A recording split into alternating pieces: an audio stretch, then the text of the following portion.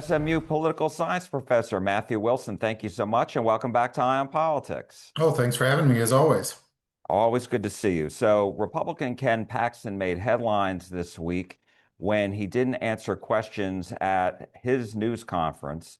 And I'm wondering, the questions were about issues that emerged in the campaign. He only wanted to talk about the issue that he was bringing forward, the endorsements from the sheriffs. And I'm wondering, does this hurt him politically, the fact that he wouldn't answer my questions and other reporters' questions? I don't think that particular incident in and of itself hurts him a lot politically, but clearly there will be pressure going forward for him and for his campaign to speak to some of these issues surrounding his voting residence, surrounding his property acquisitions. He'll have to provide a response. I understand him not wanting to get into a back and forth about that at an event that he wanted to be tightly focused and scripted about law enforcement. But that said, we know that voters have some ethics concerns surrounding Attorney General Paxton, and that he'll have to speak to those questions at some point. And I was going to ask you because, he has a history of not sitting down with local reporters. He goes on conservative media a lot, but to sit down and have an extensive interview with local reporters is not something that he has done. Mhm. And I'm wondering at some point, do you think he is going to have to do that? I know you touched on it a little bit before, but when you look at the history, he hasn't done it and he hasn't had to really do it, right? Yeah, I think the lesson that he has drawn from his previous campaigns is that he can largely avoid doing that. That is, he's run multiple times statewide and prevailed in both primaries and general elections since the ethical cloud started to surround him. And he looks back and says, look, I didn't have to get into the weeds of these issues with either local or national reporters in these previous campaigns. I still prevailed. And so I think that's the playbook that he will largely try to stick to. Because I think that Ken Paxton realizes that people's perceptions of his ethics are largely baked in at this point. These accusations of various types have been swirling around him for years. And I think most people in Texas have made up their mind one way or the other about whether they find those things disqualifying. So he doesn't have a lot to gain by talking about those issues and concerns. So I think he will largely continue to try to avoid that and to focus, frankly, much more attention on James Talarico than on rebutting even new ethics charges against him. Could that strategy, though, impact him in this race against Democrat James Talarico, which is neck and neck when you look at all of the independent polling out there? This is the strongest challenge that he has faced. And so it is possible that a strategy that has availed him in the past could see him come up just short this time. That would be the worry. That would be the concern. And in fact, most of the polling shows him running 5 or 6 points behind other statewide Republican candidates. So he certainly is in a real race. And obviously, James Talarico will have an enormous amount of money to try to drive home the message that Ken Paxton is corrupt, Ken Paxton is unethical. He'll need to speak to those accusations and those concerns at some point, but I think he will try to do it on his own terms, either through paid media or through interviews with explicitly friendly media, rather than the unscripted setting of more neutral media, or certainly, for example, in a debate format. And just on your point before, well, you just brought up the debates. And so he has been challenged by the Talarico campaign to do 3 televised debates. And his campaign advisor wrote very publicly that, yes, the attorney general does want to have a debate with with Talarico. And so do you think that this is going to happen? Well, I would be surprised, frankly, if we get 3 debates. I think the bigger question is, do we get at least one debate? And what do you think about that, given Yeah, what happened? Because this is going to come up in a debate, whether sure. it's James Talarico asking and making accusations directly against Paxton, or if the moderators are going to ask this. That's right. I think a lot depends on where Paxton feels like his campaign stands come Labor Day. Does he feel like he's got a small but reliable lead, or does he feel like he truly is in serious danger of losing this race? Does he feel like he's a little bit behind? If he feels like he's a little bit behind, it probably increases his willingness to debate. But a debate is a format that you can't control. And he may fear that in a side by side with James Talarico, he may not come across as favorably, right? That he might be asked something that puts him in an uncomfortable position.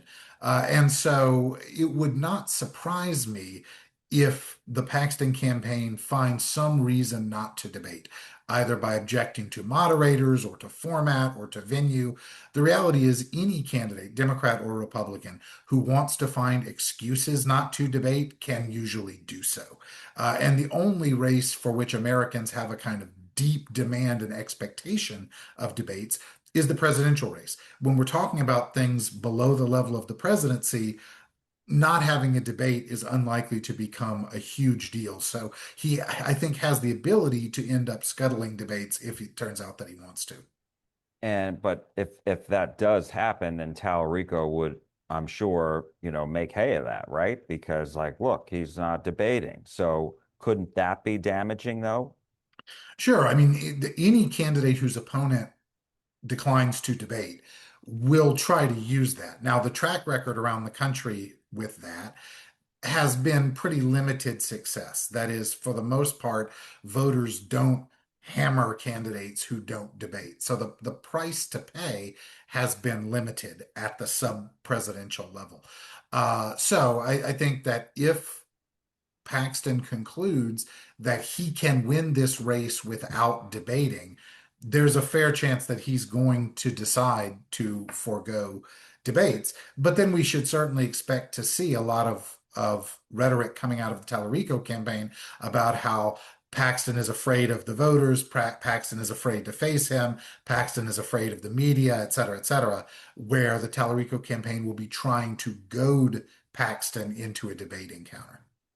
And I want to touch back on what you said before about the polls and the fact that they show Paxton is trailing the other Republican statewides, the governor, lieutenant governor, attorney general's race, by 5 to 6 percentage points. And so, how significant is that? And does that in of itself create a problem for Governor Abbott, the lieutenant governor, and the other statewides? Well, it creates a bit of a problem for the other statewides in the sense that the Paxton Talarico race is going to be the highest profile race on the Texas ballot. And Paxton could be a bit of a drag on the rest of the Republican ticket. That's not really showing up in the polls as yet. We do seem to see this differentiation that there is a 5 or 6 point gap between how Paxton is doing and how the other statewide Republicans are doing. I think the bigger concern is from the Paxton campaign trying to figure out what is the baseline Republican vote in Texas in a pretty good Democratic year, because this is shaping up nationally to be a pretty good Democratic year because it's the second midterm of an unpopular Republican president. We know that the party that holds the White House typically underperforms in midterm elections. Now, if the Paxton campaign thinks that even in a pretty good Democratic year, that the Republican baseline in Texas is +7, +8, they'll feel pretty good about their chances of winning, even if it's narrowly. If, however, they think that in a good Democratic year, the Republican baseline in Texas is only +4, +5, then they're really going to be sweating it out because that could put them just below that threshold of winning if they're running 5 points behind the rest of the Republican ticket. So that's what they're going to have to assess going forward. And how will we know what, based on his actions, how will we know where they see, their baseline Republican ticket? I think part of it is going to be whether they are willing, for example, to debate. If he feels safe it's less likely that he'll debate. If he feels imperiled, it's more likely that he'll roll the dice with that. I think you'll see some of it also in the nature and tenor of his attacks on James Talarico. They're going to be attacks on James Talarico no matter what, but how sharp and what issues they focus on will signal what they're seeing out of their own internal campaign polling. He's got no choice but to try to continue trashing Talarico, right? Absolutely. I think the most sensible Paxton campaign strategy is to try to make this election a referendum on the acceptability of Talarico as a candidate. Because, as I said, attitudes towards Ken Paxton are largely baked in. He's been a statewide political figure for a long time. People know who he is. They've largely formed their opinions, positive or negative, about Ken Paxton. It's hard for him to move the needle a lot in terms of Texans' perceptions of him. But Talarico is a much more recent arrival on the political stage. He's more of a blank slate.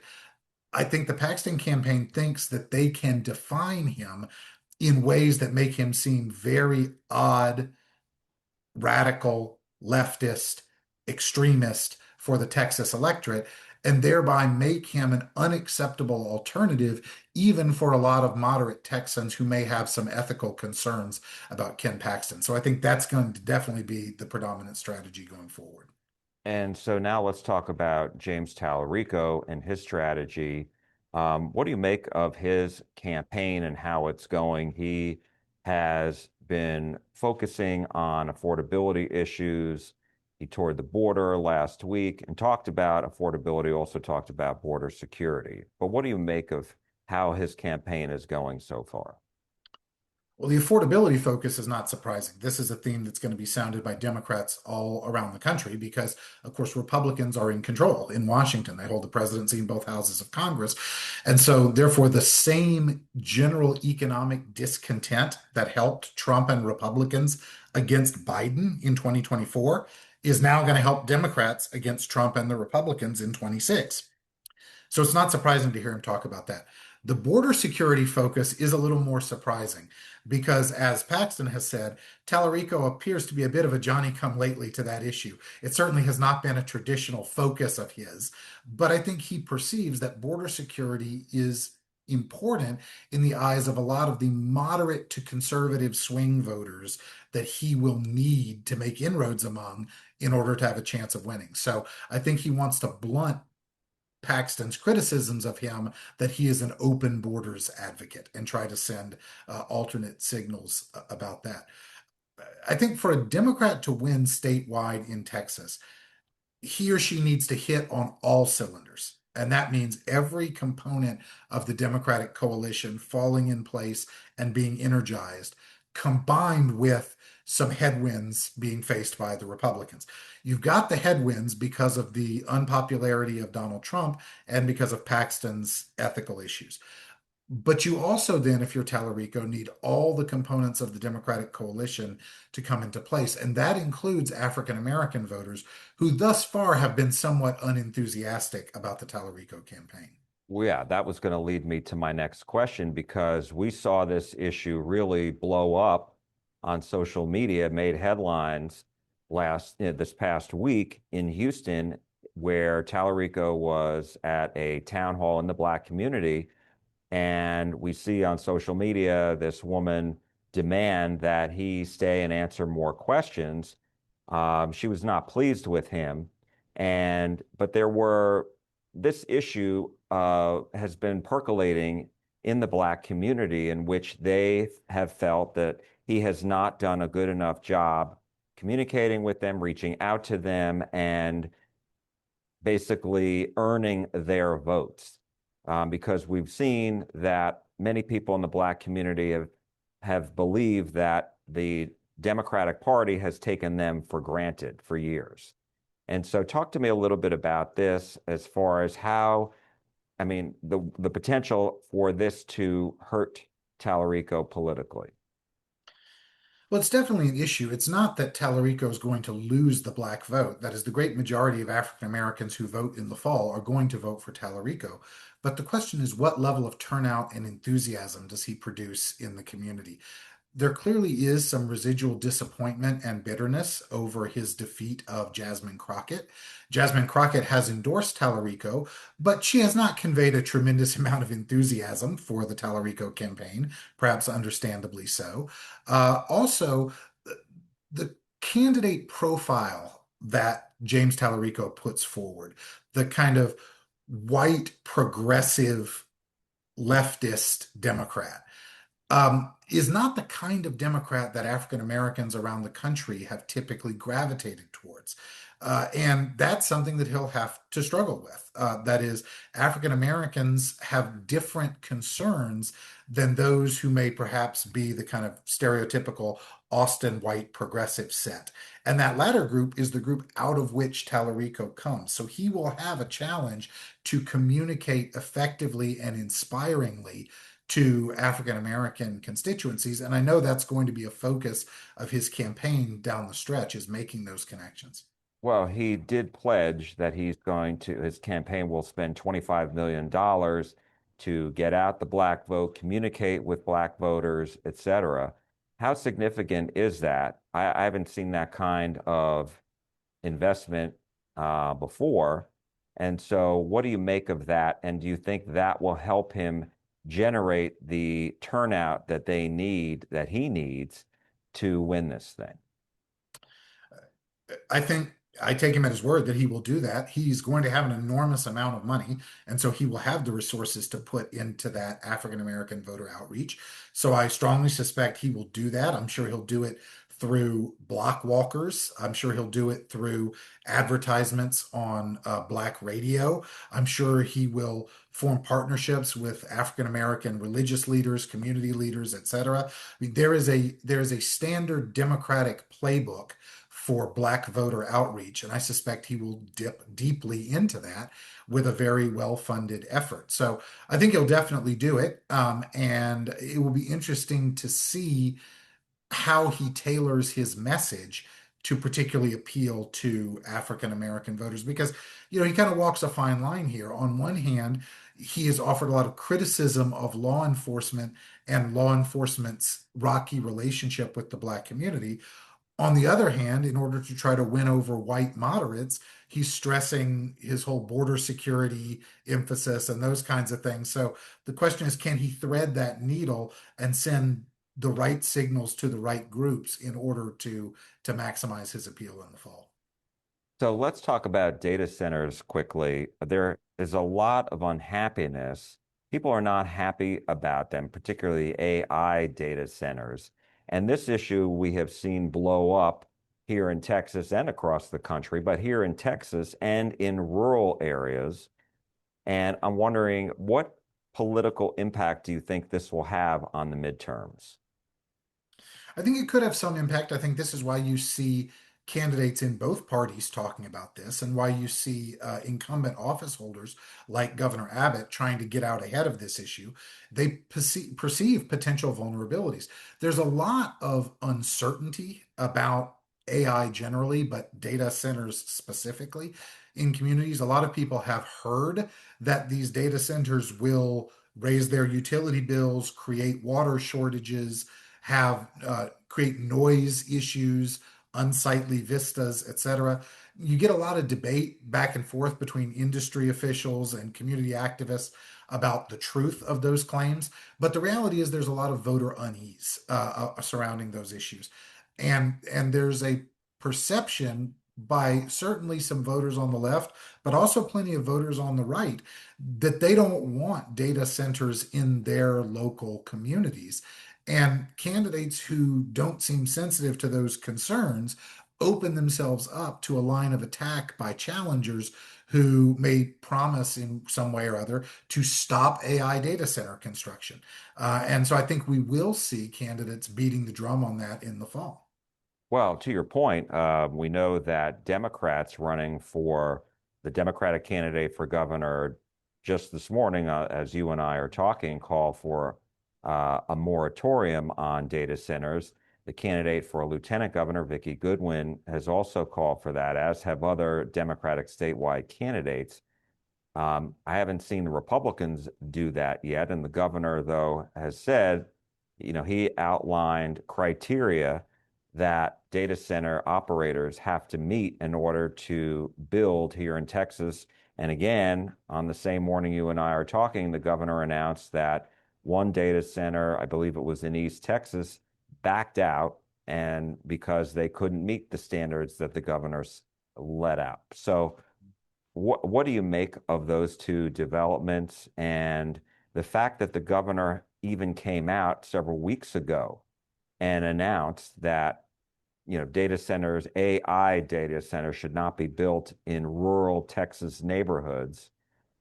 That signified to me that now he and other Republicans are feeling the heat. Yeah, I think clearly polling is showing some vulnerabilities on this issue, and we're seeing politicians act accordingly. Now, the governor is trying to walk a fine line here. He wants to do what he believes is the responsible thing. He believes that from both an economic and a national security standpoint, that the United States needs to move forward in the artificial intelligence race with China. That requires the expansion of data center capacity. On the other hand, he perceives that there's a real political potential to demagogue this issue, to prey on voters' fears and uncertainties about AI generally, about data centers more specifically, and just call for outright moratoria. In fact, we've seen that happen in the state of New York, where the Democratic governor there has imposed a moratorium on data center construction. So if you're actually an elected office holder like the governor, it's a tough balancing act between doing what you think is necessary for the state and the country from an economic and security standpoint versus appearing responsive to these voter concerns about utility costs, water usage, and potential nuisance factors associated with data centers. So he's in a tough spot. Well, we've seen, Republican lawmakers, Senator Cornyn, and even President Trump, I believe, had said that, pointed out that, the United States still needs to win the AI race against China for national security reasons. So that is, to your point, you know, some of the concerns on that end. And That's then right. I've talked to other Republicans, Wayne Christian, the Texas Railroad Commissioner, who said we should not be having a moratorium on this, but let's figure out what the rules are and let the industry know about it. Yeah, and that seems to be the approach that Governor Abbott is taking is not outright bans, but upping the requirements in terms of power self-sufficiency, in terms of water usage, et cetera. I think that ultimately is probably the more responsible path, and that's the way that the country will probably find its way to eventually, because I guarantee you Beijing is not imposing any data center moratoria. They're going full steam ahead with AI advancement and data center construction. But of course, American voters have a lot more ability to insist on quality of life issues and concerns than do people in China. That's the difference between a democracy and an authoritarian regime. And so there are much more serious issues to navigate in terms of data center construction in the United States than you would face in China. And we're going to see those play out in the fall campaign. Well, we have certainly covered a lot of topics. And as always, I appreciate your insight. SMU political science professor Matthew Wilson, thank you so much. Oh, thanks for having me. Great to see you.